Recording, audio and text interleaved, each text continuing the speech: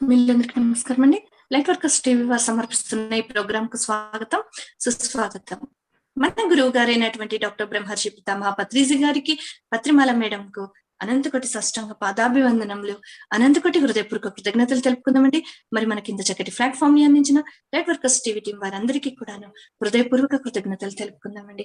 మరి ఈ రోజు ఈ యొక్క అద్భుతమైన ప్రోగ్రామ్ లో మనకు జీవాత్మ ప్రపంచపు నియమాలు అనే బుక్ ద్వారా మనకి ఎంతో అద్భుతమైన జ్ఞానాన్ని అందిస్తూ ఉన్నారండి. మరి పార్వతి మేడం గారు ఖమ్మం నుండి. మరి మేడం గారు ఈ రోజు 10వ రోజు అండి. 10వ రోజు యొక్క కాన్సెప్ట్ ని మనకి ఎంతో అద్భుతమైనదండి. ఇవాళ ఏంటి అంటే అసలు ప్రతి ఒక్కరు కూడా ధైర్యంగా మనం చిరునవ్వుతో ఎలా నవ్వగలగాలి అనే కాన్సెప్ట్ మీద, మరి ఆత్మహత్య అనేది ఎంత మహాపాపం అనేది, ఇంకా చాలా మందికి కూడా కష్టం ఉంది అనగానే, కొంచెం ఇబ్బందులు ఉన్నాయి అనగానే జాతకాల దగ్గరికి వెళ్తారు, ఎంత ధ్యానం చేసినా కూడా. కానీ ఆ జాతకాల వలన మనం ఏమి నష్టపోతున్నాం, ఎంత నష్టపోతున్నాం అనే దాని గురించి మనకు ఇంకా అద్భుతమైన జ్ఞానాన్ని అందిస్తూ, మరి ఇంకా గర్వం అనేది మనలో ఎక్కడ ఉందో కూడా మనకు తెలియదండి. ఆ గర్వం అని దాని వల్ల మన ఆధ్యాత్మిక ఎదుగుదల ఎలా ఆగిపోతుందో అనే దాని గురించి ఈ రోజు అద్భుతమైన జ్ఞానాన్ని అందివ్వడానికి మన ముందు ఉన్నారండి పార్వతి మేడం గారు. మరి మేడం ని ఆహ్వానించుకుందాం. నమస్తే madam, welcome to you ma'am. నమస్తే మేడం. నమస్తే.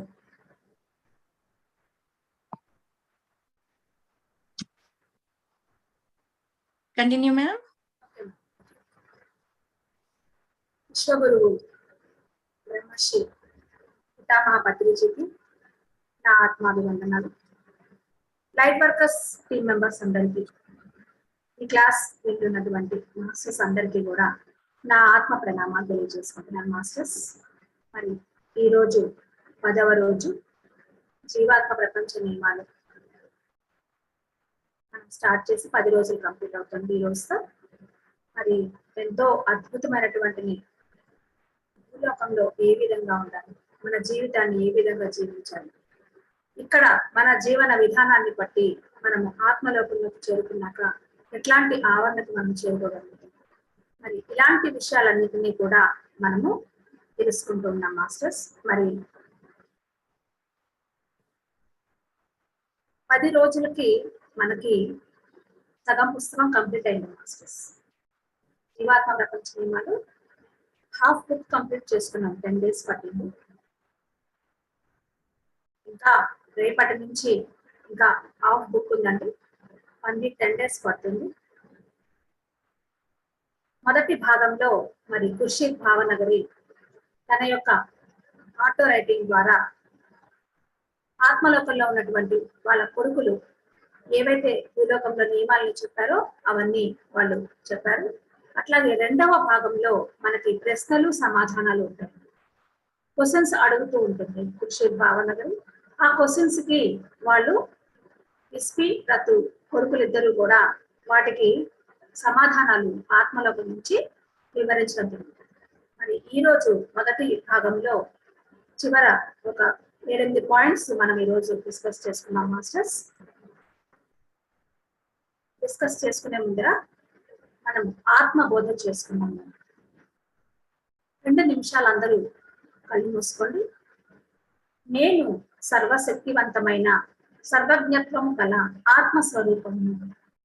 నేను ఒక విశిష్ట కార్యానికై ఈ జన్మను పొంది పృథ్వీపై జన్మించాను. నా మనోవాకాయ కర్మలన్నీ ఆ విశిష్ట కార్యాన్ని నెరవేర్చడానికి అనుగుణ్యంగా ఉన్నాయి. ఈ రోజంతా నేను జాగరూకతతో నా ఆలోచనలను, మాటలను, చేతలను గమనించుకుంటాను. నేను నా అన్నమయ, ప్రాణమయ, మనోమయ శరీరాలకు బానిస అవ్వకుండా నిరంతరము నా జీవాత్మ గమనిస్తుంది. ఒక్క నిమిషం అందరూ కూడా కళ్ళు మూసుకోండి మాస్టర్స్.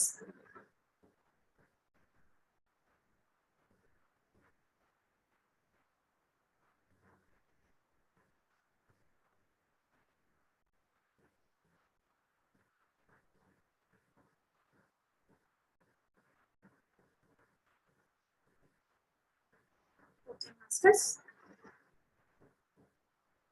ఈరోజు మంచి పని ఏది? మంచి పనులంటే పూర్తిగా నిస్వార్థంగా చేసే పనులు. మనం చేసే పనిలో కొంచెమైనా స్వార్థం ఉంటే దానిని మంచి పని అని అనలేము. అది స్వార్థపూరితమైనటువంటి పని. నిస్వార్థంగా చేసే మంచి పనులు మీ ప్రగతికి వరాలు. మిమ్మల్ని అన్నిటికన్నా అవి మిమ్మల్ని వేగంగా పైకి తీసుకొని వెళ్ళగలవు. దురదృష్టవశాత్తు భూలోకంలోని వారు మంచి పనులన్నిటినీ తమ పాపాలు పోతాయని, అవి తమను ఉన్నత స్థాయికి తీసుకుని వెళ్తారని ఆలోచిస్తూ మంచి పనులు చేస్తూ ఉంటారంట.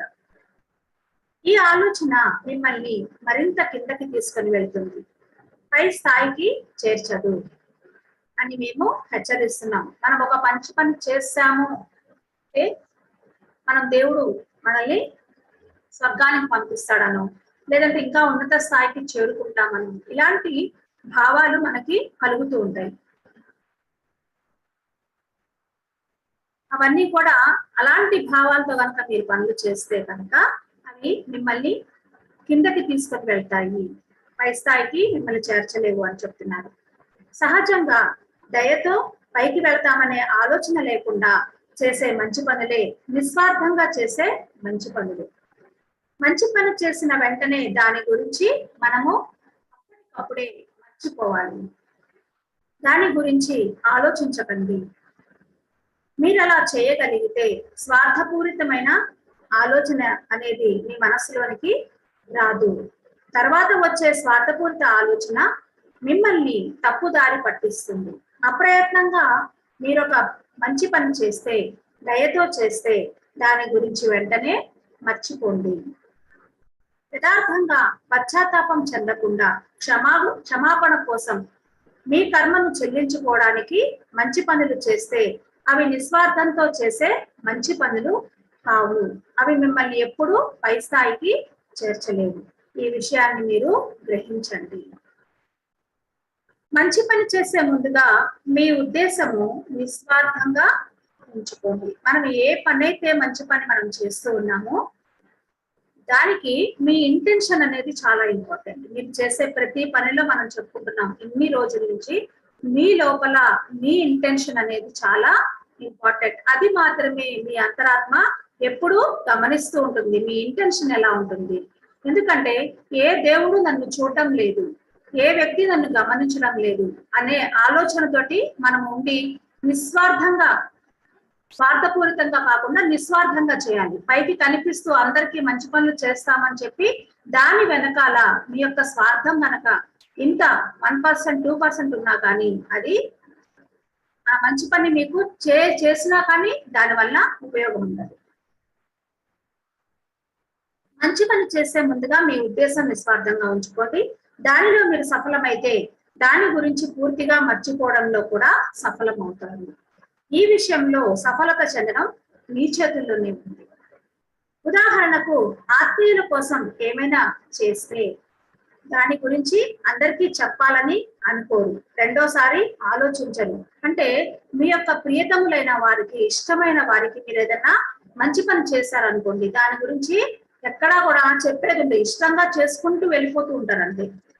ఆ ప్రియమైన ఆత్మ మీద ప్రేమతో మీరు ఆ పని చేస్తారు, ప్రేమగా వారిని సంరక్షిస్తారు, వాళ్ళకి అన్ని సౌకర్యాలు అందిస్తూ ఉంటారు, వారి కోసం త్యాగాలు చేయడం కూడా మీకు చాలా ఇష్టం. అందువల్ల మీ ప్రియతముల కోసం ఏం చేసినా సంతోషాన్ని పొందండి, మర్చిపోండి. నిజమైన అభిమానానికి గుర్తుగా చేసే సహజమైన పనిగా మీరు భావించండి, ఒకవేళ మీ ప్రేమ నిజమైంది కాకపోతే తప్ప. ఒక్క సెకండ్ లో మీరు చేసిన మంచి పని స్వార్థపూరితం అయిపోతుంది. ఆలోచించడానికి ఎక్కువ సమయం దొరకకుండానే దాన్ని వెంటనే మర్చిపోండి. ఏ పని అయితే మీరు మంచి పని చేస్తారో ఆ చేసిన మరుక్షణం ఆ పనిని మర్చిపోకపోతే లోపల నుంచి ఆ యొక్క గర్వము అలాంటివన్నీ మనకి తెలియకుండానే లోపల నుంచి బయటకు వచ్చేస్తూ ఉంటాయి. ఒక్క స్వార్థపూరిత ఆలోచన రేఖ అయినా సరే మీరు చేసిన మంచి పనిని తుడిచిపెట్టేస్తుందని మాత్రం గుర్తుపెట్టుకోండి. ప్రతీకారం తెలుసు కదండి. ప్రతీకారం అంటే మనకి వాళ్ళు ఏదైనా హాని చేస్తే కనుక మనం వెంటనే వాళ్ళకి సేమ్ యాజ్ ఇట్ ఈజ్ గా అలాగే మనం కూడా చేయాలి అనే దాన్ని మనం ప్రతీకారం అంటాం. ప్రతీకారం చాలా చెడ్డది. భూలోకంలోని వారికి ప్రతీకారం అంటే ఏంటో తెలియదు. మరొకరి గురించి ఈర్షగా ఉంటేనే ఎవరికైనా ప్రతీకారం తీర్చుకోవాలి అని అనిపిస్తుంది. ఉదాహరణకి ఒక ఎగ్జాంపుల్ ఇక్కడ చెప్తున్నారు. పీటర్ కు కాతి అంటే ఈర్ష. ఆమెకు పేరుంది, మంచి మర్యాద ఉన్న వ్యక్తి. దానితో పీటర్ ఆమెని తక్కువ చేసి చూపాలనుకుంటాడు. ఎక్కడైనా సరే, ఏ విషయంలోనైనా సరే ఆమెకు మంచి పేరు ఉన్నదన్నమాట. కానీ కాతి గురించి వదంతులు ప్రచారం చేస్తాడు, లేదా ఆమెకు ప్రీతములను ఆమెకు వ్యతిరేకులను చేస్తాడు, లేదా మరో రకంగా ఆమెను వేధించి హాని చేయాలి అని అనుకుంటాడు. ఇది పూర్తిగా తప్పు. ఇలా చేయడం వల్ల పీటర్ చాలా కింద స్థాయికి పడిపోతాడు. ఒకవేళ కాతి కనుక పీటర్ ఎంత తప్పుగా ప్రవర్తించాడో, ఎలా హాని చేశాడో తెలుసుకుందాం. పీటర్ ఎంత తప్పుగా ప్రవర్తించాడో తెలుసుకొని తనని తాను కాపాడుకోవడానికి పీటర్ గురించి కాతి ప్రపంచానికి నిజం చెప్పాలనుకుంటే అది మాత్రం తప్పు కాదు. పీటర్ ఎంత చెడ్డవాడో కాతి ప్రపంచానికి చెప్పాలి. అప్పుడు ఇతరులు అతని చేతిలో మోసపోతారు, జాగ్రత్తగా ఉంటారు. పీటర్ ప్రతీకారానికి బాధితులు కాకుండా ఉంటారన్నమాట. పీటర్ లేఖితనాన్ని గురించి ప్రపంచానికి వాస్తవాలు చెబితే కాతిపై పై స్థాయికి చేరుతుంది. కానీ ఆమె హృదయం మంచిగా, ఆమె ఉద్దేశాలు పవిత్రంగా ఉండాలి. చాలా మంది అనుకున్నట్లుగా ఇది ప్రతీకారము అని అనిపించుకోదు. మీ ఉద్దేశం ఇతరులను మీలా బాధపడకూడదని వారిని రక్షించడం. ఇంకెవరు పీటర్ బారిన పడరు, అది మంచి పని. మనకెవరన్నా హాని చేస్తున్నారు అనుకోండి, వాళ్ళ గురించి వాళ్ళు చెడ్డవాళ్ళు అని చెప్పేసి మనం ప్రపంచానికి తెలియచేయాలి. లేదంటే మళ్ళా వీళ్ళ వల్ల వేరే వాళ్ళు బాధపడతారు. నాలాగా ఎవరు బాధపడకూడదు, నేను బాధపడినట్టుగా వాళ్ళు కూడా బాధపడకూడదు అంటే వాళ్ళ గురించి మన ప్రపంచానికి తప్పనిసరిగా తెలియచేయాలి. అది మంచి పని అని వాళ్ళు చెప్తున్నారు. మీ ఉద్దేశం ఇతరులు మీలా బాధ పడకూడదని వారిని రక్షించడం. ఇంకెవరు పీటర్ బారిన పడరు, అది మంచి పని. దయచేసి మీ ప్రియతములతో మీకు హాని జరిగేలా ఉంటే గనక చెడును బయటకి చెప్పకండి. భూలోకంలోని వారికి మంచికి చెడుకు మధ్య గల తేడా తరచుగా అర్థం కాదని ఇప్పుడు మీకు అర్థమైంది అని మేము అనుకుంటున్నాము. అందరితో ఒకే విధంగా మనము వ్యవహరించలేము. ఎవరైనా తప్పు చేస్తున్నప్పుడు ఒక సదాత్మ గల వ్యక్తి చూస్తే ఆ వ్యక్తి వెంటనే చెబుతారు, లేదా నేర్పుగా వారంతటా వారే తప్పు తెలుసుకునేలా చేసి ఆ వ్యక్తిని బాగు చేశామని సంతోషిస్తారు. ఇక్కడ పూర్తిగా ఆ వ్యక్తిని బాగు చేయడమే వారి యొక్క ఉద్దేశం. దుష్టాత్మ గల వ్యక్తులు కూడా ఇతరులు ఎక్కడ తప్పు చేస్తున్నారో చూపుతారు, కానీ వారెక్కడ తప్పు చేశారో చెప్పామని గర్విస్తారు. తర్వాత వారిని హేళన చేస్తారు. ఇది ఒకలాంటి ప్రతీకారమే. సదాత్మ మాత్రం తాను ఒకరిని బాగు చేశానని సంతోషిస్తాడు. మంచి ఆత్మ ఉన్నదైతే కనుక ఎవరైనా వాళ్ళు చెడు పనులు చేస్తే వాళ్ళు బాగు చేశామని వీళ్ళు సంతోషిస్తారు. మీరు ఉన్నత స్థాయిలో ఉంటే కనుక మీ ఉపచేతనాత్మక మనస్సు మార్గదర్శకత్వం చేస్తుంది. కానీ మీరు కనుక కింద స్థాయిలో ఉంటే మంచి నిర్ణయాలు తీసుకోవడం చాలా కష్టం అవుతుంది. మీరు మంచి ఆలోచనలు ఉండాలి, మీ ఇంటెన్షన్ మంచిగా ఉండాలి. మంచి పనులు చేస్తూ ఉన్నప్పుడు మీ యొక్క అంతరాత్మ మీకు గైడింగ్ చేస్తూ ఉంటుంది. చెడ్డ పనులు చేసేవాడు, చెడు ఆలోచనలు ఉండే వాళ్ళకి నిర్ణయాలే తీసుకోవడం చాలా కష్టంగా అనిపిస్తుంది. మంచి పనులు మాటకొస్తే సదాత్మకు చేసిన మంచి పని ఆత్మ మెరుగుపడడానికి ఎంతో తోడ్పడుతుంది. అయితే దుష్టాత్మకు చేసిన మంచి పని వ్యతిరేక ఫలితాన్ని ఇస్తుంది. దుష్టాత్మ ఆ మంచి పనిని బలహీనతకు సంకేతంగా భావించి పరిస్థితి నుంచి ప్రయోజనం పొందాలనుకుంటాడు. ఉదాహరణకు, ఓమి మీ ఇంటికి వస్తాడు. అతడికి కూల్ డ్రింక్ ఇద్దామనో తినడానికి ఏమైనా పెడదామనో మీరు గదిలో నుంచి బయటికి రాగానే అతను మీ ఇంటిలో డబ్బు దొంగలిస్తాడు. ఒక వ్యక్తి మీ ఇంటికి వచ్చాడు. అతనికి మీకు ఏదన్నా ఇంటికి వచ్చిన వాళ్ళకి మర్యాద చేయడం కోసం మీరు లోపలికి వెళ్ళి ఏదో ఒకటి తీసుకొని వచ్చే లోపల ఆయన ఏం చేశాడు, జోబులోంచి డబ్బులు దొంగలించాడు. మళ్ళీ గదిలోకి వచ్చినప్పుడు ఏం జరిగిందో మీరు వెంటనే గ్రహించారు. మీరు అతనికి మరికొంచెం డబ్బు ఇచ్చి దొంగతనం చేసే బదులుగా నన్ను అడిగి ఉంటే నేనే నీకు ఇచ్చేవాడిని అని అంటారు. అతను సిగ్గుపడి క్షమించండి, ఇంకా నేను ఎప్పుడు దొంగలించను అని అంటాడు. అతను ఆశపడ్డాడు, చాలా అవసరం వచ్చిందో సదాత్మ కనుక మాటకు కట్టుబడి ఉంటాడు. కానీ ఇదే విధంగా కొన్ని దుష్టాత్మతో ప్రవర్తిస్తే వాళ్ళని ప్రోత్సహించినట్టు అవుతుంది.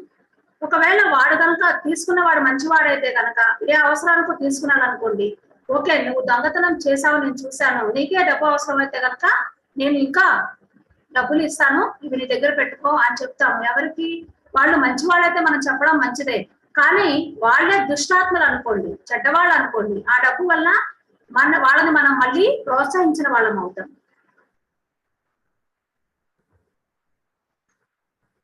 అయినా కానీ ఇతరులను మిమ్మల్ని చాలా సార్లు మోసం చేయాలని ప్రయత్నిస్తారు.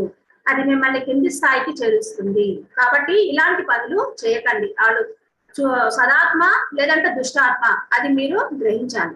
అందువల్ల మంచి పని ఒక వ్యక్తికి చేస్తే అది అతనికి మీకు మంచిది కావచ్చు, కానీ మరొక వ్యక్తికి చేసిన మంచి పని మీ ఇద్దరికీ చెడు కావచ్చు. ఒక మంచి వ్యక్తి కనుక మనం మంచి చేశామనుకోండి, అది మీకు ఇంకా మంచి జరుగుతుంది. ఒక చెడ్డ వ్యక్తికి కనుక మీరు మంచి వాళ్ళ ఉండి కనుక సహాయం వాళ్ళ కనుక చేస్తే తెలియకుండా అది మీకు చెడు చేస్తుంది. క్షమాపణ విషయంలో కూడా ఇంతే జరుగుతుందంట. సదాత్మక అలా వ్యక్తిని మీరు క్షమిస్తే అతడు సాయశక్తులా మెరుగుపడటానికి అతను ప్రయత్నిస్తాడు. అతడి ఉపచేతనాత్మక మనస్సు తాను ఎక్కడ తప్పు చేశాడో అతడు తెలుసుకునేలా చేస్తుంది. అతని యొక్క అంతరాత్మ అతను ఎక్కడ తప్పు చేశాడు అనేది తెలుసుకునేలా చేస్తుంది. ఎప్పుడు మీరు అతను తప్పు చేశాడని మీరు క్షమించి కనుక వదిలేస్తే వాడు మంచివాడయి మంచి మార్గంలో ఇప్పటి నుంచి నేను తెలుసుకుంటాను, ఈ తప్పు మరలా చేయను అనుకుంటే కనుక మీరు క్షమిస్తే మీరు ఉన్నత స్థాయికి చేరుకుంటారు. అతడి ఉపచేతనాత్మక మనసు తాను ఎక్కడ తప్పు చేశాడో అది తెలుసుకునేలా చేస్తుంది. కానీ దుష్టాత్మల కల వ్యక్తి తను ఎక్కడ తప్పు చేశాడో చెప్పకుండా కనుక మనం క్షమిస్తే అతడు మిమ్మల్ని ఎడవాళ్లాగా భావించి బుద్ధిహీనులని అంటాడు. చెడు మార్గాలనే ఇంకా కొనసాగిస్తాడు. మీరు అతన్ని ప్రోత్సహించారు కనుక మీరు కూడా కిందకి పడిపోతారు. అందువల్ల భూలోకంలో ఉండే వ్యక్తులందరూ కూడా ఎప్పుడూ ఒకేలాగా ఉండరు. అందరితో ఒకే విధంగా కూడా మనము ప్రవర్తించలేము. సమస్యలను ధైర్యంగా చిరునవ్వుతో ఎదుర్కోండి. భూలోకంలో సంతోషాన్ని సౌకర్యాన్ని అంతటినీ పొందడం పూర్తిగా అసాధ్యం. కష్టాలు పడాలి, సమస్యలు బాధలు అనారోగ్యాలు భరించాలి. ఎందుకంటే ఇటువంటి సమస్యలు లేకుండా భూలోకంలో మనము బ్రతకలేదు. ముఖ్యమైనది ఏమిటంటే మీరు సమస్యలను ఎలా ఎదుర్కొంటున్నారనే విషయము. వాటిని మీరు ధైర్యంగా చిరునవ్వుతో ఎదుర్కోవాలి. వాటి నుంచి పారిపోవాలి అనుకోకూడదు. ఎప్పుడైనా సరే మన దగ్గర సమస్యలు ఉన్నాయి, ఆరోగ్య సమస్య కావచ్చు, ఆర్థిక సమస్యలు, మానసిక సమస్యలు, అనారోగ్య సమస్యలు, ఏదైనా సరే వీటన్నిటి సమస్యల మధ్యలో మనం ఉండి ఆ సమస్యల్ని మనం ఎలా ఎదుర్కోవాలంటే ధైర్య సాహసే లక్ష్మి. ధైర్యం చేసి ఒక అడుగు మనం ముందుకు వేయాలి. సమస్య వచ్చిన వెంటనే మనం దాన్ని ఇంకా ఎక్కువ ఎలా చేసుకుంటాం, మనకి మనమే చేసుకుంటాం. మన ఆలోచనల ద్వారా ఇంకా ఆ సమస్య పెరిగిపోతూ ఉంటుంది. ఆ సమస్య గురించి ఇంకా నెగిటివ్ ఆలోచనలు ఎక్కువగా మనం ఆలోచిస్తూ దాన్ని ఇంకా ఎక్కువ ఆకర్షిస్తూ ఉంటాం. సమస్య వచ్చినప్పుడు చాలా చిన్నగానే ఉంటుంది. దాన్ని 10 మందికి పంచడం వల్ల ఏమవుతుంది అంటే 10 రకాల వ్యక్తులు దాని మీద ఫోకస్, మనము ఆ సమస్య మీద ఫోకస్ పెట్టడం లేదు. వచ్చిన సమస్యని 10 మందికి మనం చెప్పుకోవడం వల్ల ఆ సమస్య మన దగ్గరే ఉంటే కనుక వెంటనే ఆ సమస్యకి పరిష్కారం లభిస్తుంది. సమస్య రాగానే మనం ఏం చేయాలి? కళ్ళు మూసుకొని ధ్యానం చేయాలి. ధైర్యం చేసి ఒక అడుగు ముందుకు వేయాలి. సమస్య వచ్చినప్పుడు సంతోషంగా ఆనందంగా స్వీకరించాలి, యాక్సెప్ట్ చేయాలి. యాక్సెప్ట్ చేస్తే వెంటనే ఆ సమస్యకి పరిష్కారం మనకి లభిస్తుంది. ఎప్పుడు మనం సాధన చేసి ఆ సమస్యకి ఎలా పరిష్కరించుకోవాలి అనేది మనం కళ్ళు మూసుకొని సాధన చేయాలి. ఎంత సాధన చేస్తే ఆ సమస్యకి అంత పరిష్కారం త్వరగా లభిస్తుంది. సో కాబట్టి మన సమస్యలని నేర్చుకోవడము, ఇక్కడ సమస్యలు అని పెట్టకండి, నేర్చుకోవడం అని పెట్టండి. మీ జీవితంలోకి ఏది వచ్చినా, ఆరోగ్య సమస్య కూడా మీకు ఏదో ఒక విషయంలో ఒక ఆరోగ్య సమస్య వచ్చినప్పుడు అది మీకు జీవితంలో ఏదో ఒకటి నేర్పించడానికే మిమ్మల్ని మీరు ఎన్నుకున్నారు. ఆ సమస్యను మీరే ఎన్నుకొని ఈ భూమి మీదకి వచ్చారు. ఈ విధంగా ఇలా నేను సమస్యలు పెట్టుకున్నాను. థైరాయిడ్ సమస్య కావచ్చు, షుగర్ సమస్య కావచ్చు, ఏదైనా సరే మీరే పెట్టుకొని వచ్చారు. ఆ సమస్యని మిమ్మల్ని మీరే ఎదుర్కోవాలి. కాబట్టి సమస్య వచ్చినప్పుడు సంతోషంగా యాక్సెప్ట్ చేసి ముందుకు వెళ్ళడము, ఇది చెప్పడానికి చాలా ఈజీగా ఉంటుంది. కానీ మనకి ఎప్పుడు ధైర్యం అనేది వస్తుంది, ఎప్పుడు సంతోషంగా ఉంటాం, ఎప్పుడు మనము ఆ వచ్చిన దాన్ని వెంటనే యాక్సెప్ట్ చేయగలుగుతాము అంటే దీనికి సాధన ఎంతో అవసరము. పూర్తి ఎరుకతో మనము జీవించగలగాలి. ప్రతి క్షణము మన శ్వాసని మనము ఎప్పుడు కూడా వదలకూడదు. కళ్ళు తెరిచి ఉన్నప్పుడు కూడా ప్రతి క్షణము మనం ఎరుకతో ఉన్నప్పుడు ఆ సమస్యకి పరిష్కారము వెంటనే లభిస్తుంది మాస్టర్స్. కాబట్టి సమస్య వచ్చినప్పుడు కుంగిపోకండి, డిప్రెషన్ లోకి వెళ్ళిపోకండి, నాకే ఎందుకు ఇలా వచ్చింది అని అనుకోకండి. వచ్చినప్పుడు దాన్ని ధైర్యంగా సంతోషంగా ఎదుర్కొనే ఇది ఉన్నప్పుడే మీకు ఆ సమస్య మీ దగ్గరికి వచ్చింది. కాబట్టి సంతోషంగా ఎదుర్కోండి. మీరు కనుక సదాత్మ అయితే, మంచి ఆత్మ అయితే కనుక, నిజంగా నిజాయితీగా మంచిగా ఉండాలనుకుంటే దేవుడు మీతోనే ఉంటాడని నమ్మండి. ఆయన్ని నమ్మండి, ప్రార్థించండి, ఆత్మబోధ చేసుకోండి. మరి ఇప్పటిదాకా మనం క్లాస్ స్టార్ట్ చేసే ముందు ఆత్మబోధ చేసుకుంటున్నాం. ఈ ఆత్మబోధ చేసుకోండి, దేవుడు ఉన్నాడని నమ్మండి. మీ అంతరాత్మ ఎప్పుడూ కూడా మీకు గైడెన్స్ ఇస్తూ ఉంటుంది. మార్గదర్శిగా ఉండమని కోరండి. హృదయపూర్వకమైన మీ ప్రార్థనలకి తప్పకుండా ఫలితం లభిస్తుంది. ఎప్పటి వరకు ఆ సమస్యలు ఉంటాయి? మీరు నేర్చుకునేంత వరకు. మీరు నేర్చుకోకుండా తప్పించుకుంటూ గనక వెళ్ళిపోతూ ఉంటే, నాకు ఈ సమస్య నాకు అవసరం లేదని తప్పించుకొని ఆ పరిస్థితులను మీరు యాక్సెప్ట్ చేయరు, ఆ వ్యక్తులను మీరు యాక్సెప్ట్ చేయరు. ఎప్పుడైతే అప్పటిదాకా మీరు జీవితంలో యాక్సెప్ట్ చేయకుండా ఆ సమస్యని మీరు నేర్చుకోకుండా కనుక ఉంటే, జీవితంలో ప్రతిసారి మళ్ళా మీ దగ్గరికే వస్తూ ఉంటుంది. ప్రతిసారి ఒకే సమస్య మీ దగ్గరకు మళ్ళీ ఎందుకు వస్తుంది అంటే, దాని ద్వారా మీరు 100% నేర్చుకోలేదు. ఒక్కసారి మనము ఆ పరిస్థితిని కానీ ఆ వ్యక్తిని కానీ యాక్సెప్ట్ చేసి దాన్ని కనుక ఎదుర్కొని దాని ద్వారా మనం ఏదైతే నేర్చుకోవాలో అది నేర్చుకున్న వెంటనే మరలా తిరిగి ఆ సమస్య మీ దగ్గరికి రానుగాక రాదు. నేర్చుకునేంత వరకే. ఒక్కసారి నేర్చుకోవడం అయిపోయిందా, ఆ పాఠం అయిపోతే మరలా నెక్స్ట్ కొత్త పాఠాన్ని నేర్చుకుంటాం. సమస్యలు అనేవి జీవితంలో నిరంతరము మనతోనే ఉంటాయి. మనం ఎందుకు వచ్చామో భూమి మీదకి? భూమి ఒక పాఠశాల. ఇక్కడ మనము ప్రతిదీ కూడా నేర్చుకోవడానికి వచ్చాము. ఆ నేర్చుకోవడం ద్వారా అనుభవం మనం పొందుతాము. అనుభవం ద్వారా జ్ఞానం వస్తుంది. ఈ జ్ఞానం ద్వారానే మనము ఉన్నత స్థితికి మనము చేరుకోవడానికే సమస్యలు ఉన్నాయి. సమస్యలు ఎప్పుడూ ఉంటూనే ఉంటాయి. ఒక చెట్టుకి కనుక వేర్లు ఏ విధంగా అయితే ఉంటాయో, వేర్లు లేకుండా చెట్టు ఉందా? ఉండదు. అలాగే మనిషికి సమస్యలు లేకుండా మనిషి అనేది ఇంకా భూమి మీద ఎందుకు ఉంటాడు? అయిపోయింది. అతను నేర్చుకోవాల్సిన పాఠాలన్నీ అయిపోయినాయి అనుకోండి. ఇక్కడ నుంచి మళ్ళా ఆత్మలోకంలోకి వెళ్ళిపోయి మళ్ళీ నేర్చుకోవడం కోసం మళ్ళీ భూమి మీదకి వస్తుంది. ఇంకా ఏమైనా పాఠాలు నేర్చుకోవాలంటే నేర్చుకునేంత వరకు మీకు నేర్పిస్తూనే ఉంటుంది. ఇతరులలో వ్యతిరేకతను ఎన్నడూ ప్రోత్సహించకండి. చెడును ఎదిరించే శక్తి కనుక లేకపోతే చెడ్డవారిని తప్పించుకోవడం మంచిది. వారికి దూరంగా ఉండండి. మనం ఎదిరించే శక్తి కనుక లేదనుకోండి, వాళ్ళతో మాట్లాడకుండా మౌనంగా ఉండడం చాలా మంచిది. వాళ్ళకి మనం దూరంగా ఉండడం మంచిది. చెడ్డవాళ్ళు వారి ప్రభావము ఎప్పుడు మీకు హాని చేస్తాయి. మీ స్పందనలు పాడవుతాయి. వాళ్ళతో కనుక మనం మాట్లాడినా కానీ, వాళ్ళతో తప్పదు, వాళ్ళతో ఉండాలి, అవసరము అని అనుకున్నా కానీ, మీ యొక్క వైబ్రేషన్స్, మీరు ఆల్రెడీ ఒక స్థితిలో ఉంటారు, ఒక ఫ్రీక్వెన్సీలో ఉంటారు. వాళ్ళు ఆ ఫ్రీక్వెన్సీలో ఉండనప్పుడు వాళ్ళతో మనము కలిసిన, వాళ్ళతో మాట్లాడిన మన స్పందనలు పాడవుతాయి. మీరు తప్పనిసరిగా కింది స్థాయికి పడిపోతారు. భూలోకంలోని వారు చెడును ఎలా తప్పించుకొనగలము? మా చుట్టూ చెడ్డవారే ఉన్నారు అని మీరు అనవచ్చు. భూలోకంలో ఎన్నో దుష్టాత్మలు ఉన్నాయని మాకు తెలుసు. మీరు వారితో మాట్లాడవచ్చు, వారి పొరుగింట్లో ఉండవచ్చు, కానీ వారితో ఎన్నడూ స్నేహం చేయకండి. వారితో ఉండండి, ఎంతవరకు అవసరమో అంతవరకే మాట్లాడండి, కానీ వాళ్ళతో స్నేహం చేయకండి. చిన్న సంభాషణ, చిరునవ్వు, తల ఊపడంతో వారి నుంచి దూరంగా ఉండండి. వారి నుంచి మీరు ఎలా తప్పించుకోగలగాలి? ఏదన్నా వాళ్ళు ఎంతసేపు మాట్లాడతారో అన్ని మాటలు వినండి, ఎంత అవసరమైతే అంతే మాట్లాడండి. ఒక చిరునవ్వు నవ్వండి. నాకు ఏదన్నా పని ఉంది అని చెప్పేసి తప్పించుకోండి, పక్కకి వచ్చేసేయండి. అవసరమైతే వారికి సహాయం చేయండి, కానీ చెడ్డ పనులకు వారిని ప్రోత్సహించకండి. చాలా మంది మీరు వారితో స్నేహంగా ఉండకపోతే వారు కూడా దూరంగా ఉంటారు. వారిని దూరంగానే ఉంచండి. సాధారణమైన సదాత్మకు అటువంటి చెడ్డ వ్యక్తులను బాగు చేయడము సాధ్యం కాదు. అలాంటి చెడ్డ వ్యక్తులను బాగు చేయడం కూడా మనకి సమయం వృధానే.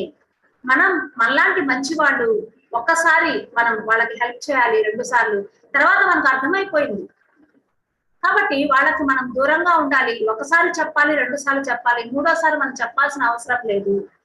వాళ్ళని బాగు చేయడం మన వల్ల కాని పని. సాధారణమైన సదాత్మకు అటువంటి చెడ్డ వ్యక్తులను బాగు చేయడం సాధ్యం కాదు. చాలా కొద్ది మంది సదాత్మలకే చెడు ఆత్మలను బాగు చేసే శక్తి, తాము తప్పు చేయకుండా ఉండే శక్తి ఉంటుంది. సదాత్మలు కూడా చెడు పాప ప్రభావాలకు లోనవుతారు. కనుక దుష్టాత్మలను బాగు చేయడము కష్టము.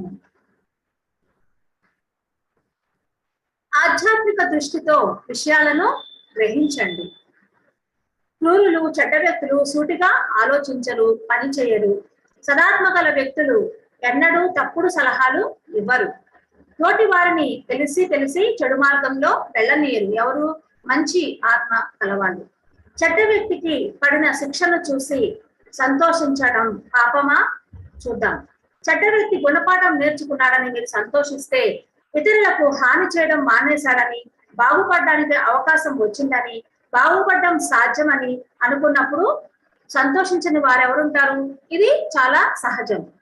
మీ సంతోషం మంచి శాస్తి జరిగిందని కలిగితే మాత్రం అది పాపం. అందువల్ల ఎప్పుడు రెండు ఉంటాయి, 2 కోణాలు ఉంటాయి. ఇదంతా మీరు విషయాలను ఎలా చూస్తున్నారు, మీ ప్రతిచర్యలు ఏమిటి, మీ ఉద్దేశం ఏమిటి అనే దానిపై మొత్తం ఆధారపడి ఉంటుంది. కాబట్టి ఆధ్యాత్మిక దృష్టితోనే విషయాలన్నింటినీ కూడా మీరు ఎప్పుడు గ్రహిస్తూ ఉండాలి. నెక్స్ట్, జాతక ఫలాల ప్రభావానికి లోను కావద్దు. మనం జాతకాలను నమ్ముతూ ఉంటాము, అలాగే పంచాంగాలను చూస్తూ ఉంటాము. ఈ పంచాంగాలు, ఈ జాతకాలు ఇవన్నీ కూడా మన మీద ఎలాంటి ప్రభావాన్ని చూపిస్తాయి? ఆ జాతకాలని మీరు నమ్మకండి, ఆ ప్రభావానికి మీరు లోను కాకండి అని చెప్తుంది. జాతక ఫలాల గురించి ఒక విషయం స్పష్టం చేయాలనుకుంటున్నాం. దినపత్రికల్లో మీ జాతక ఫలాలు దినపత్రికల్లో ఎక్కువ వస్తుంటాయి. రోజు కూడా ఈ రోజు మన జాతక ఫలితాలన్నీ కూడా ఏ రాశి వారికి ఎలా ఉంటుంది అని ఇవ్వంగానే మనం ఉదయం నిద్ర కొంతమందికి అలవాటు ఉంటుంది, లేవగానే దాన్ని చదవడం బాగా అలవాటు ఉంటుంది. అది చదివినప్పుడు మీ మనస్సుపై ప్రభావం చూపిస్తుంది. ఆ రోజు కనుక ఆ జాతక ఫలితంలో కనుక ఆ రాశి వారికి ఏం జరుగుతుంది అనేది వాళ్ళు చూసుకున్నారు అనుకోండి, ఎవరి రాశి వాళ్ళు వాళ్ళ దగ్గరికి అందులోకి వెళ్ళి చూసుకుంటూ ఉంటారు ఈ రోజు ఎలా ఉంటుంది. అది చదివిన మరుక్షణం అందులో ఏదైతే మంచి రాయనింది, చెడు రాయనింది, ఆ యొక్క మాటల యొక్క ప్రభావం మీ మనసు మీద పడిపోతుంది. మీ ఆలోచనలు చాలా శక్తివంతమైనవంట. చదివిన దానిని బట్టి ప్రభావితం అవుతాయి. మీ ఆలోచనలు ఎట్లాగా ఒక విత్తనం లాంటిదే. మనం ఏదైతే మన లోపల వేసేస్తామో అది చదివిన వెంటనే మన ఆలోచనలన్నీ దానికి తగ్గట్టుగా, దానికి అనుగుణంగా ప్రయాణం చేస్తూ ఉంటాయి. ఈ రోజు నువ్వు బయటకు వెళ్తే యాక్సిడెంట్ అవుతుందనో, లేకపోతే ఈ రోజు నీ గ్రహచారం బాగాలేదనో, లేకపోతే ఇవాళ చాలా మంచి జరుగుతుందనో చెప్తూ ఉంటారు కదా. అవన్నీ మనం చదువుతాం కదా. చదివిన వెంటనే మన లోపల ఉన్నటువంటి మన మనస్సు వెంటనే దాని గురించే, దానికి అనుగుణంగా ఆలోచించడం మొదలు పెడుతుంది.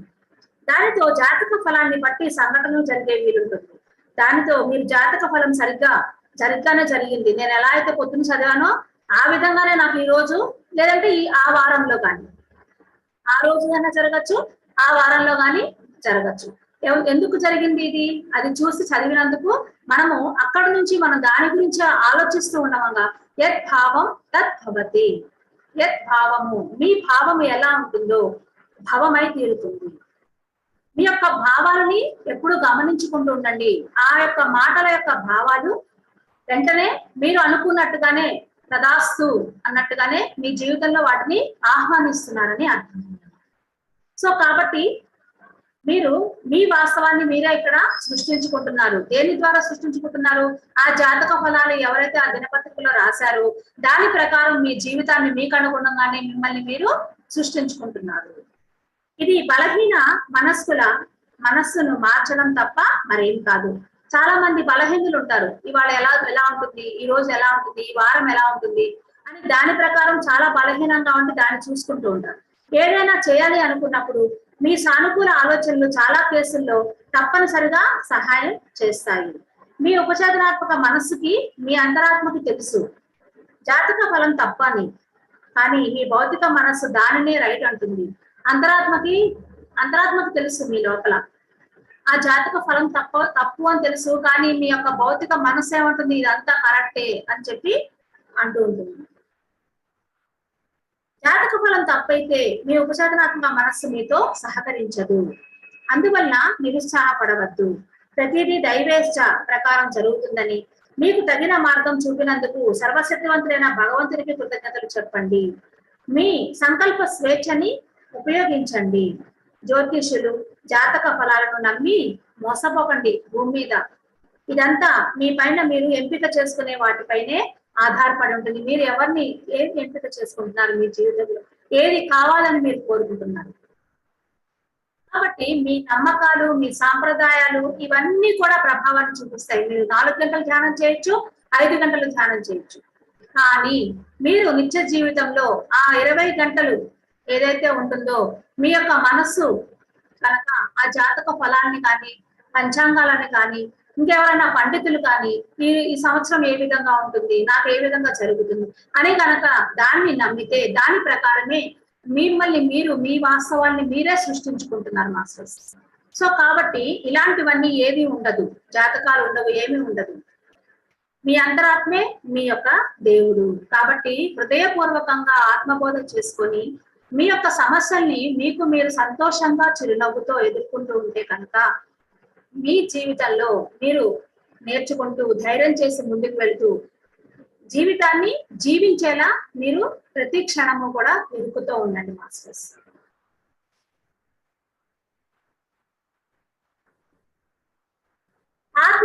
ఆత్మల సహాయం కావాలంటే ఎల్లప్పుడూ ప్రశాంతంగా మౌనంగా ఉండండి. ఎప్పుడూ కూడా ప్రశాంతంగా ఆందోళన లేకుండా మనం మౌనంగా ఉండాలి. ఆందోళన లేకుండా ఉంటే ఆత్మలు మీకు మార్గదర్శకత్వం చూపిస్తాయి. సర్వశక్తివంతుడైనటువంటి భగవంతునిపై నమ్మకం ఉంచడము మనము నేర్చుకోవాలి. ఇక్కడ మౌనంగా ఉండమంటున్నారు. ఎక్కడ మనం మౌనంగా ఉండాలండి? మన భౌతికమైనటువంటి మాటల్ని మనము నోటితోటి మాట్లాడటం కాదండి, మన మనస్సులో మనం మౌనంగా ఉండాలి.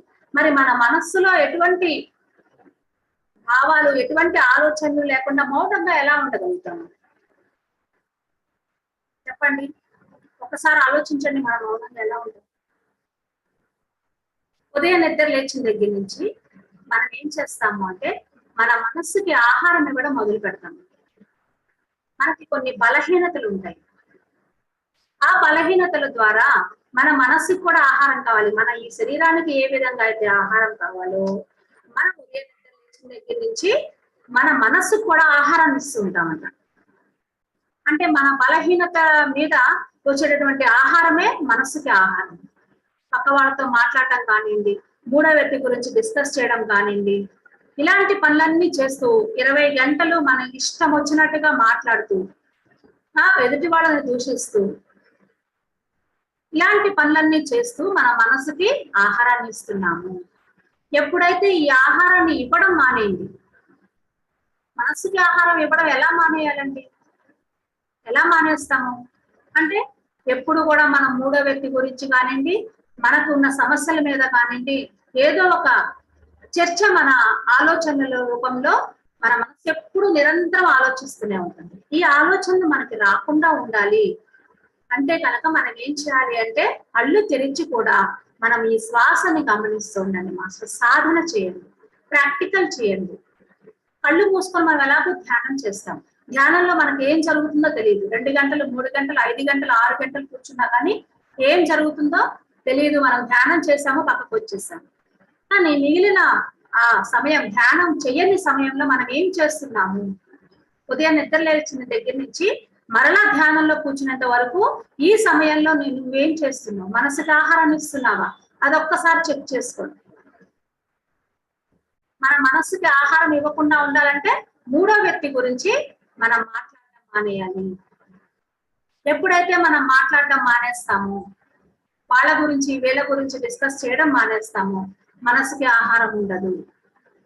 ఇంకప్పుడు ఏం చేస్తాం అంటే మన శ్వాస మీద ధ్యాస పెడతాము. ప్రతి పనిని కూడా శ్వాసని గమనిస్తూ వంట చేస్తాం. శ్వాసను గమనిస్తూ ఈ ప్రోగ్రామ్స్ చూస్తూ ఉంటాం. ఈ ప్రోగ్రామ్ చూసేటప్పుడు కూడా, ఈ ప్రోగ్రామ్ వినేటప్పుడు కూడా శ్వాసని గమనిస్తూ ఈ ప్రోగ్రామ్ ని వింటూ ఉంటాం. శ్వాసని గమనిస్తూ స్నానం చేస్తాం. శ్వాసని గమనిస్తూ ఆహారం తీసుకుంటాం. అప్పుడు ఆలోచన ఉంటుందా? శ్వాసని గమనించేటప్పుడు అనుభూతి మాత్రమే ఉంటుంది, ఆలోచన ఉండదు కాక ఉండదు. ఎప్పుడు ఆలోచన ఉంటుంది? శ్వాసని మర్చిపోయారా? మర్చిపోతాం, అది సహజం కదా. శ్వాసని తప్పనిసరిగా మనము మన లోపల ఆ జరుగుతున్న శ్వాసని తప్పనిసరిగా మర్చిపోతాం. కానీ దీన్ని మనము సాధన చేయాలి. మరలా గుర్తుకొచ్చింది, ఓ నా శ్వాసని నేను మర్చిపోయాను, గుర్తుకొచ్చిందా? వెంటనే దాన్ని పట్టుకొని శ్వాస లోపలికి ఎలా వస్తుంది, ఎలా బయటికి వస్తుంది, దాన్ని గమనించండి. అలా గమనించడం ద్వారా ఏం జరుగుతుంది అంటే మీరు అనుభూతితో ఉంటారు. ఏ పని చేసినా అనుభూతితో చేస్తారు, ఇష్టంతో చేస్తారు, ప్రేమతో చేస్తారు. ఆ యొక్క వైబ్రేషన్ ద్వారా మనము ఎదుటి వ్యక్తి కూడా, మనము మార్చాలి అనుకుంటున్న ఆ వ్యక్తి కూడా ఆటోమేటిక్ గా మారిపోతాడు. ఎప్పుడు మారిపోతారు? మన యొక్క వైబ్రేషన్, మన యొక్క ఆలోచన, మనము అనుభూతితో ఉండి, ప్రేమతో ఉండి, పూర్తి ఎరుకతో ఉన్నప్పుడు, ప్రతి క్షణము జీవితాన్ని గమనిస్తూ ఉన్నప్పుడు మనం ఎవరిని మార్చాల్సిన అవసరం లేదు. ఎందుకంటే నేను సరి, అందరూ సరి, అంతా సరి అని ఒక్క పాయింట్ అనుకోండి. ఎందుకంటే నేను కరెక్ట్ గా ఉన్నాను, ఎదుటివాడు వాడి స్థితిలో వాడు కరెక్ట్ గా ఉన్నాడు, లేదంటే ఆమె స్థితిలో ఆమె కరెక్ట్ గానే ఉంది. ఆమె ఈ భూమి మీద పాఠాలు నేర్చుకోవడానికి వచ్చింది కాబట్టి ఆమె కూడా కరెక్టే. ఆమె స్థితిలో ఆమె కరెక్ట్ గానే ఉంది, ఆయన స్థితిలో ఆయన కరెక్ట్ గానే ఉన్నాడు, నా స్థితిలో నేను కరెక్ట్ గానే ఉన్నాను. అలాంటప్పుడు ఎదుటి వాళ్ళందరూ కూడా మీకు కరెక్ట్ గానే కనిపిస్తారు. ఎప్పుడు? ఇది మీరు ఆత్మ విశ్లేషణ చేసుకున్నప్పుడు. మాయలో పడతాము మనము. ఆ మాయ నుంచి మనం బయటకు వచ్చినప్పుడు, మాయ అంటే మన మనసుతో కనుక ఉంటే కనుక, ఆహారాన్ని మనసుకి ఇస్తూ ఉంటే కనుక మాయలో పడిపోతాము మనం. సో ఇక్కడ మౌనంగా ఎప్పుడు, ప్రశాంతంగా ఎప్పుడు ఉంటారు? మౌనంగా ఎప్పుడు ఉంటారు అంటే మీకు మీరు గమనించుకుంటూ ఉన్నప్పుడు మౌనంగా ఉంటారు. సర్వశక్తివంతుడైన భగవంతునిపై నమ్మకం ఉంచండి. నమ్మకం ఉంచడం మీరు నేర్చుకోవాలి. దేవుడు చాలా గొప్పవాడు. దేవుడు ఎవరు అంటే మీ అంతరాత్మే మీ దేవుడు. జ్యోతిషులను, అలాంటి మరికొందరు వ్యక్తులను మీరు నమ్మవద్దు. సర్వశక్తివంతుడైన భగవంతుని పైనే పూర్తిగా మీరు నమ్మకం ఉంచండి. మీరు యథార్థంగా, హృదయపూర్వకంగా విశ్వసిస్తే సర్వశక్తివంతుడైన భగవంతుడు అద్భుతాలు చేస్తాడు. ఆయన సర్వశక్తిమంతుడు, ఎవరు ఆయనకు వ్యతిరేకంగా ఏమీ చేయలేరు. మీకు బాధ కలిగితే, సమస్యలు కనుక వస్తే దానిని మీ కర్మగా భావించి, పరీక్ష, శిక్షణగా భావించి ధైర్యంగా, సంతోషంగా దానిని ఎదుర్కోండి. నిజాయితీగా మీరు చేసే ప్రార్థనలు బాగా సహాయం చేస్తాయి. హృదయపూర్వకంగా, నిస్వార్థంగా, నిజాయితీగా మీరు చేసే ఒక ప్రార్థన తప్పనిసరిగా మీకు సహాయం లభిస్తుంది మాస్టర్స్. మనసులో ధ్యానిస్తూ ఎవరికీ హాని చేయకుండా ఉండండి. సర్వశక్తివంతుడైన భగవంతుని నుంచే నేరుగా ఆత్మల ద్వారా మీకు సహాయము, మార్గదర్శకత్వము మీకు తప్పనిసరిగా లభిస్తుంది. హృదయపూర్వకంగా మీరు చేసేటటువంటి ప్రార్థన, దేవుడిపై మీ నిజమైన నమ్మకం ఎటువంటి సమస్యల నుంచైనా సరే మిమ్మల్ని గట్టెక్కిస్తాయి. మీరు భూలోకంలో ఉన్నారు కనుక అక్కడ సమస్యలు తప్పనిసరిగా ఉంటాయి. వాటిని మీరు ఎదుర్కొనాలి. అందువల్ల ధైర్యంగా చిరునవ్వుతో ఉంటే ఆ సమస్య తొందరగా వెళ్ళిపోతుంది. ఎప్పుడు మీరు ధైర్యంగా చిరునవ్వుతో ఎప్పుడు ఉంటారండి? ఆలోచిస్తూ ఆ సమస్య గురించి బాధపడుతూ డిప్రెషన్ లోకి వెళ్ళిపోయి ఏడుస్తూ అలా ఉంటే కనుక సమస్య నుంచి మీరు బయటపడగలుగుతారా? లేదు. సమస్య ఏ విధంగా వచ్చింది మన లోపలికి? ఒక శ్వాస ద్వారా. మనం ఎలా అయితే శ్వాసను తీసుకుంటామో శ్వాస ద్వారానే ఆ సమస్య లోపలికి వెళ్ళింది. మరలా తిరిగి శ్వాస ద్వారానే సమస్య ఈజీగా బయటకు వెళ్ళిపోతుంది. ఎప్పుడు అంటే మనం ధ్యానంలో కూర్చున్నప్పుడు. సమస్య వచ్చిందా వెంటనే గంటలు మంచిగా కళ్ళు మూసుకొని ధ్యానం చేయండి. ధ్యానం చేస్తే అప్పుడు ఏం జరుగుతుంది? మీతో మీరు ఉంటారు. ఎవరి దగ్గర ఉంది ఆ సమస్య? మీ దగ్గరే ఉంది, మీతోనే ఉంది ఆ సమస్య. అప్పుడు మీరేం చేయాలి? సమస్య వచ్చినప్పుడల్లా మనం ఏం చేస్తాము? మొత్తం బయట వెతుక్కుంటూ ఉంటాము. 10 మందికి మనకి ఆత్మీయులు ఎవరైతే ఉంటారో వాళ్ళతో మన బాధలన్నీ వంపుకుంటూ ఉంటాము. వాళ్ళను కూడా మనం బాధ పెడతాము. మదర్ కావచ్చు, ఫాదర్ కావచ్చు, అన్న కావచ్చు, అక్క కావచ్చు, ఫ్రెండ్స్ కావచ్చు. మన సమస్యలని వాళ్ళ మీద వంపుకుంటే మనకి భారం తగ్గుతుంది అనుకుంటాము. కానీ ఇక్కడ సమస్య ద్వారా బయటపడేది, పరిష్కరించుకునేది ఎవరు? మనకి మనమే పరిష్కరించుకుంటాము. సో కాబట్టి ధ్యానం చేయండి. సమస్య వచ్చినప్పుడు ధైర్యంగా ఉండండి. హృదయపూర్వకంగా ప్రార్థన చేయండి.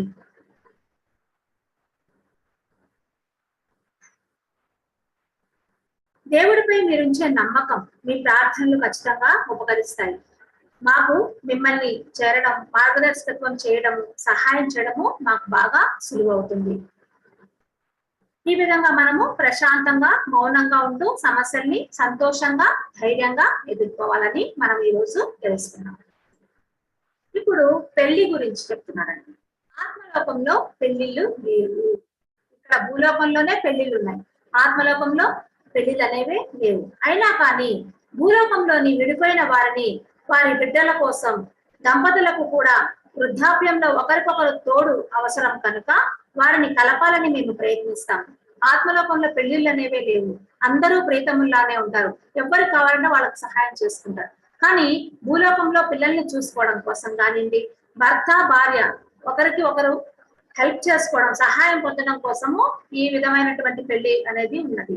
భూలోకంలో పిల్లలు సంరక్షించడానికి వివేకవంతులు పెళ్లిని సృష్టించారు. ఎందుకంటే జనం బాధ్యతగా ఉండకపోవడం, పిల్లల్ని సంరక్షించుకోకపోవడం వారు చూశారు. అందువల్ల బిడ్డల్ని కనాలంటే పెళ్లిని తప్పనిసరి చేశారు. ఒంటరిగా కన్నా తల్లిదండ్రులు ఇద్దరూ కలిసి పిల్లల్ని బాగా పెంచుతారు అని చెప్పి ఆ ఉద్దేశంతో పెళ్లిని అనేది సృష్టించారు. భూమి మీద పెళ్లిలు భూమి మీద మాత్రమే ఉన్నాయి. ఇద్దరు కలిసి ఉండి సహాయం చేసుకుంటూ బిడ్డలకు మార్గదర్శకతగా ఉంటూ మెరుగైన పౌరుడిగా తీర్చిదిద్దడము వివేకంతో కూడుకున్నది. వృద్ధాప్యంలో కూడా వారు ఒకరినొకరు తోడుగా ఉంటూ ఒకరినొకరు సంరక్షించుకుంటూ లౌకిక సమస్యలను కలిసి ఎదుర్కొంటారు. అందువల్ల పెళ్లిళ్ళు విధి లిఖితాలు కావు. మాకు ఇది చెప్పడానికి భయం వేస్తోంది. కానీ భూలోకంలోని చాలా మంది ఇలా అంటారు, ఇప్పుడు పెళ్లిళ్ళు దేవుడు చేయకపోతే పెళ్లి చేసుకొని సమస్యలను పాలవడం ఎందుకు? స్వేచ్ఛగా ఉందాం. దీనిని పుస్తకంలో ప్రచురించే ముందు బాగా ఆలోచించమని నేను సలహా ఇస్తున్నాను. ఇస్పీరకు ఇద్దరు కూడా ఈ పెళ్లి అనే టాపిక్ మనము రాసే ముందర ఆలోచించి రాయండి అని చెప్పారు.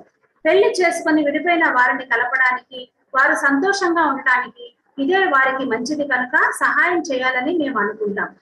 కానీ కొన్నిసార్లు ఒక భాగస్వామి బాగా చెడ్డవారై మరొక భాగస్వామిని పిల్లలను శారీరకంగా మానసికంగా వేధిస్తూ ఉంటారు. రెండో వారితో కలిసి ఉండడము అసాధ్యం అయిపోతుంది. ఎవరికైనా సరే, భర్తకైనా భార్యకైనా ఆ విధంగా వాళ్ళు వేధిస్తూ ఉన్నప్పుడు వాళ్ళతో కలిసి జీవించడము అసాధ్యమైపోతుంది. అలాంటప్పుడు సంబంధితులు అందరికీ ఏది మంచిదో అది చేయమని మేము దేవుణ్ణి ప్రార్థిస్తాము.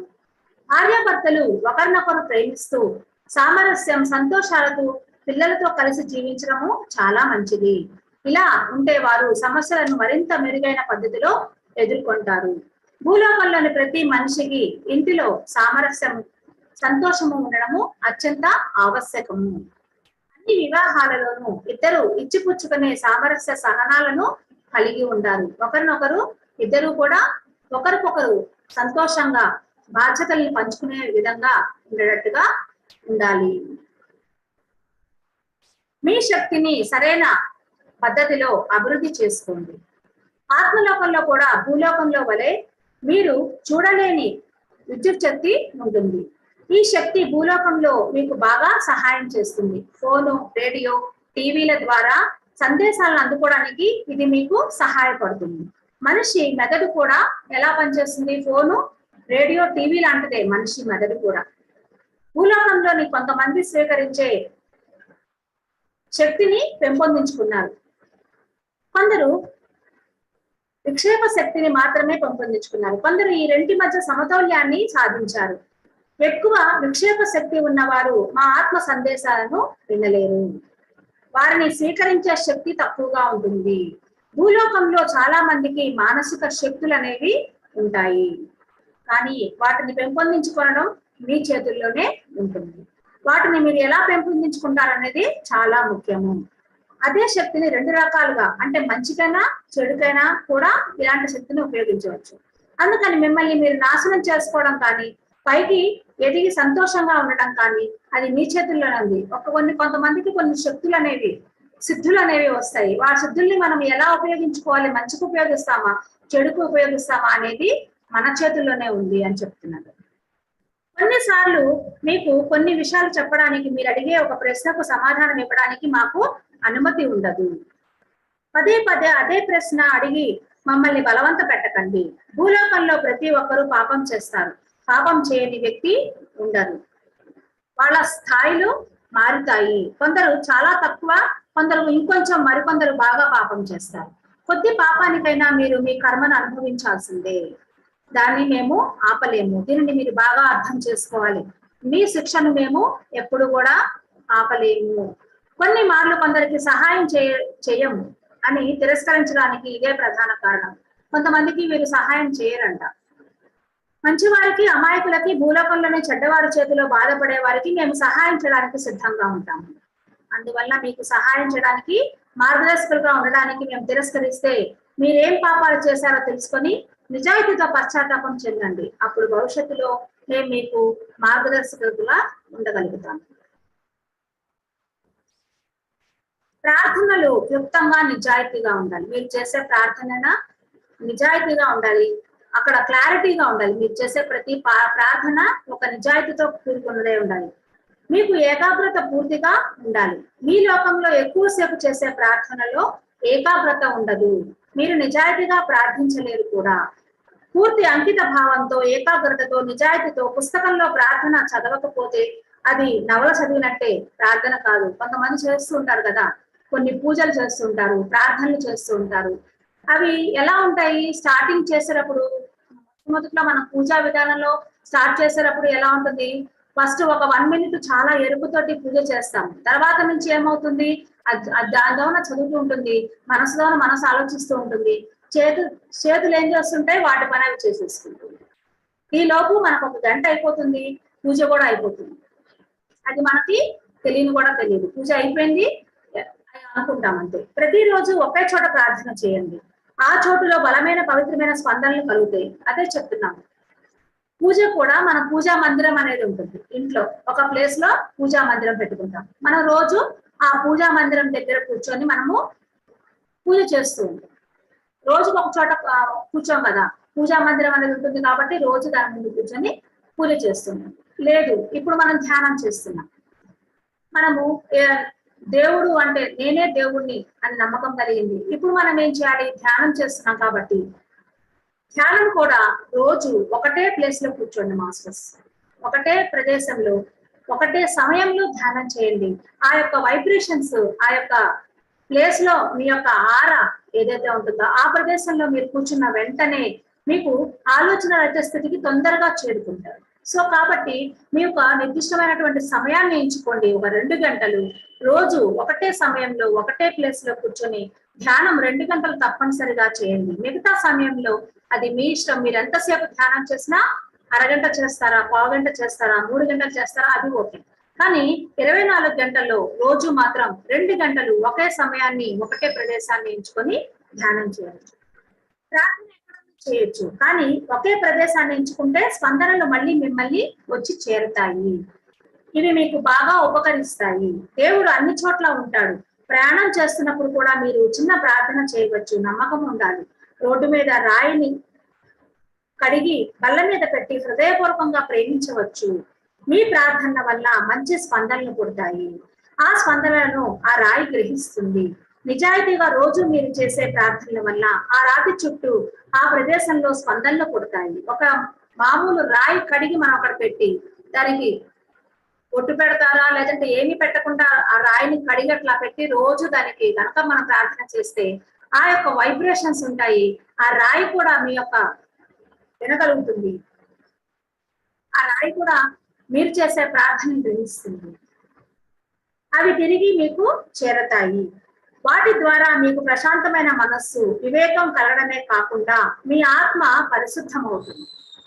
దేవుడిని పూర్తిగా నమ్మండి. పూర్తిగా నిజాయితీగా ఉండండి. మీ ప్రార్థనల వల్ల అద్భుతాలు జరుగుతాయి.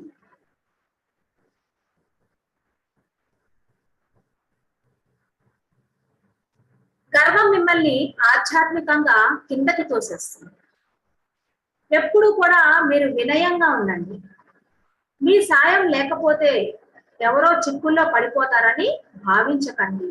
అవసరమైన వారికి సహాయం చేయడానికి దేవుడు అనేవాడు ఉన్నాడు. మీరు మానవ మాతృలు. మీకు పేరు వస్తే ఏమొస్తుందండి? మనకి పేరు కనుక వచ్చింది, సమాజంలో పేరు వచ్చింది, లేదంటే ఇంట్లో మంచి పేరు ఉంది మనకి, అప్పుడు మనకేమొస్తుంది? మనకి తెలియకుండానే మనకి గర్వం వస్తుంది. ఆ గర్వం మిమ్మల్ని కిందకి పడిపోయేలాగా చేస్తుంది. అందుకని గర్వంగా ఉండకండి. ఒకవేళ మీ మనసులో గర్వం నిండిపోతే సూటిగా ఆలోచించలేరు. చాలా తప్పులు చేస్తారు. ఆధ్యాత్మికంగా కిందకి పడిపోతారు. మీ తల గాలిలో ఉంటే దానిలో గాలి తప్ప మరేమీ ఉండదు. మీకు వివేకం ఉండదు. మీరు లేకుండా ఎవరు నిస్సహాయులు కారని మీరు నిర్భయంగా ఉండవచ్చు. సర్వశక్తివంతుడైన భగవంతుడు లేకపోతే మీరే నిస్సహాయులు.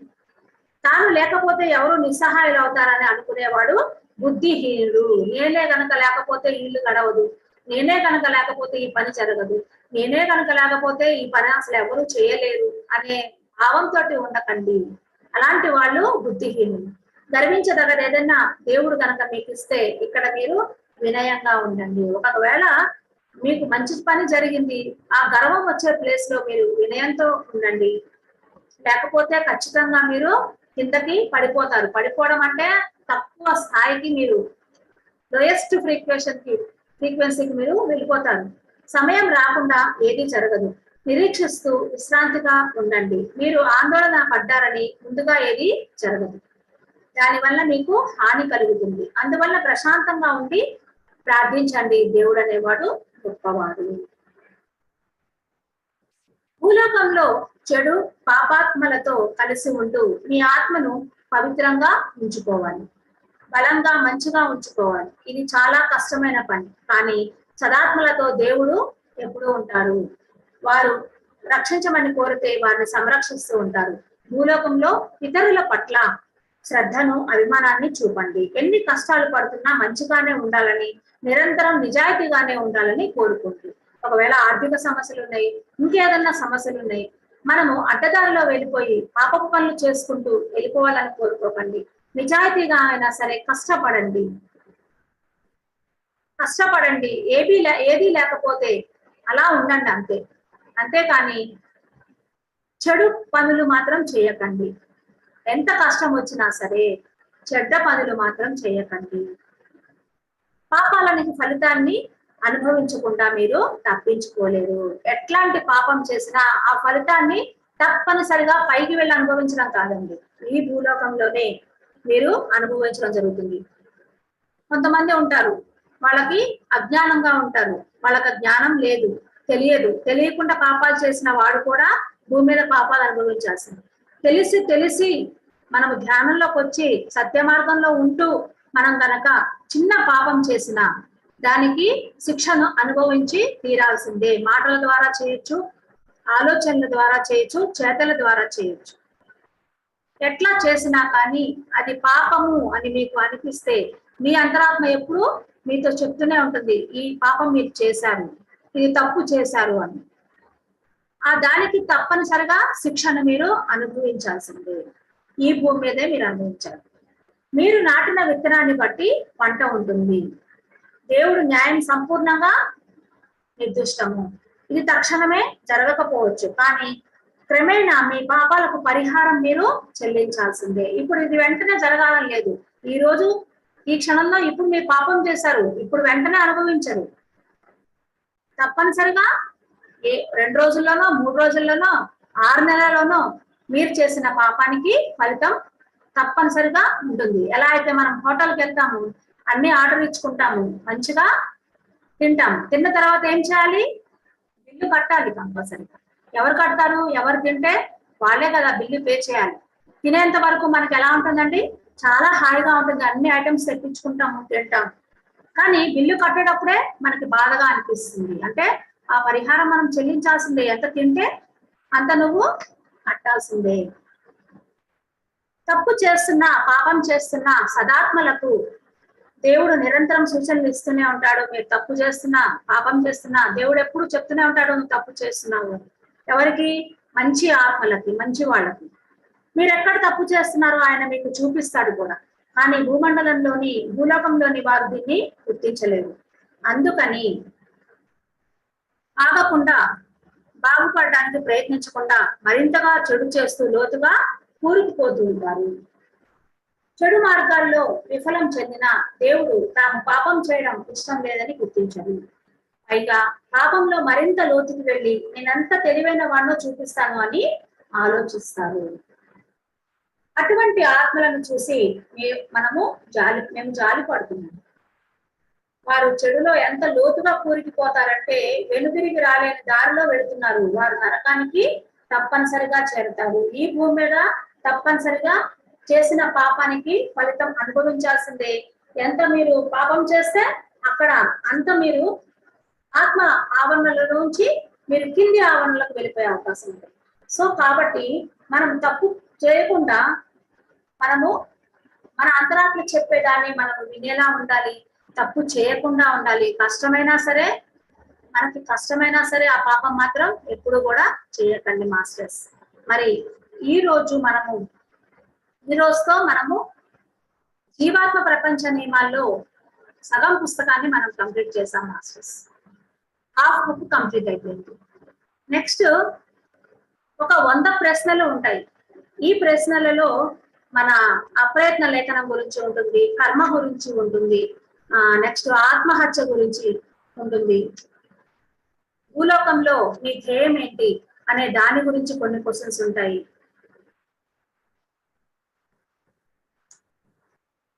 ప్రార్థన గురించి ఉన్నది. మంచి ఆలోచనలు ఆలోచించండి.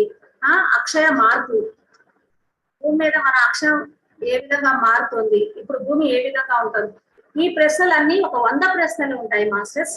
మరి ఇంకా 1 వీక్ 10 days పడుతుంది. నెక్స్ట్ 2వ భాగం ఇది. మొదటి భాగాన్ని ఇప్పుడు మనం కంప్లీట్ చేసుకున్నాం మాస్టర్స్. 2వ భాగం ప్రశ్నల రూపంలో రేపటి నుంచి మనం ప్రారంభిస్తాము. మరి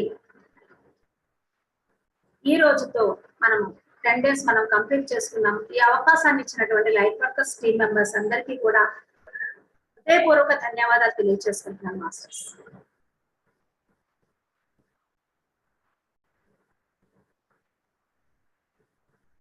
thank you ma'am. Thank you so much.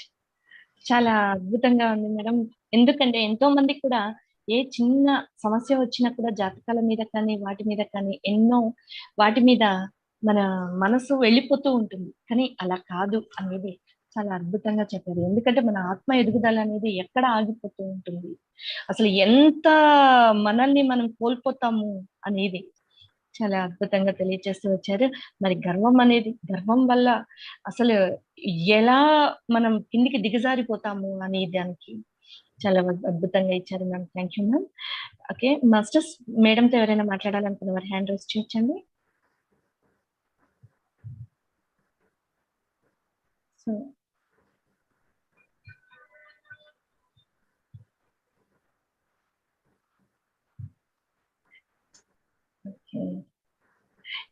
Okay. Okay ma'am. Okay, thank you ma'am, thank you so much. మరి లైట్ వర్కర్స్ టీవీ తరఫున, మా తరఫున హృదయపూర్వక కృతజ్ఞతలు తెలియజేసుకుంటున్నాము.